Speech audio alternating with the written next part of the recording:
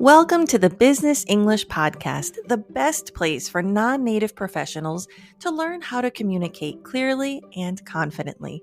My name is Tanya Suarez, and in each episode, you're going to learn specific skills to develop your corporate communication, American pronunciation, and career strategy in order to build the life you deserve. Let's jump right in to part one. Something I worked on today was my professional development tracker. This is something that I give my clients in order to keep track of the compliments they receive at work. This could be a compliment received casually, something said in an annual review, or something that was written. I want you to copy and paste it, or if it was something verbal, just write down however you remember it. I want you to then identify the topic. So what is it talking about? And I don't want you to put any topic. I want you to think about resume topics. So make sure it's a category that can be translated professionally. So instead of personality, maybe you want to put company culture. So you want to think about it in that way. Then I want you to put the person's name, track the person's name, their position, and the company. Now, this is important because you're going to keep this tracker or you're going to track your compliments for years. So you might think, oh, I won't forget who said that. But in a few years, you will, or they'll be at a different company, a different position, and this will just help you keep accurate records.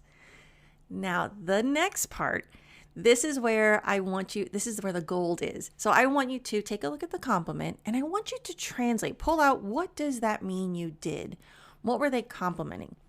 And the reason this is helpful from a language perspective, it's also really helpful from a confidence perspective. So if you have any insecurities, or maybe you feel that talking about yourself is bragging and you prefer a more humble approach, that's going to hold you back. And so this is to help me help you. I want you to be able to see your value. It's not about bragging. So this is a really important step to find the language to be able to talk about your skills and accomplishments in a very professional manner. Okay, so you're going to look at the compliment and you're going to think, what actions did I do? What was this complimenting? What was the circumstance? So the context. So take some notes and really think about like the resume version of the compliment. So you want to look at keywords. You want to think about corporate keywords. You want to think about your company's keywords.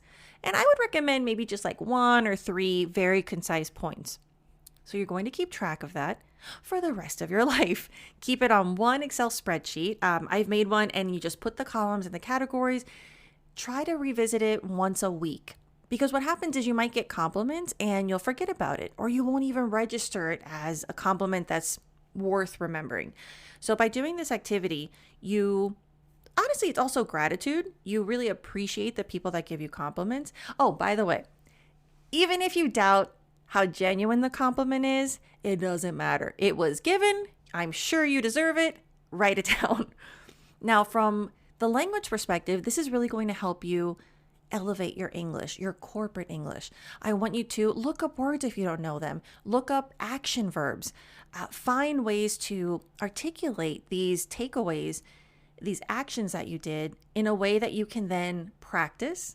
You'll be able to internalize. And then when it comes time for you to speak about yourself and your accomplishments, whether it's at a quarterly review, an annual review, at a promotion, or job interview, this is what you need. Because how many times do years pass, and then when you're asked, oh, what have you done, or what are some of your accomplishments? Can't even think of anything. And part of it is you're probably really good at what you do, and you take for granted how special it is. So this allows you to not take it for granted and get what you deserve, which is whether it's recognition, or maybe these are going to be really good negotiation points for salary negotiations or promotions. This is going to help you develop the confidence and the language that you'll need to be able to take advantage of those opportunities.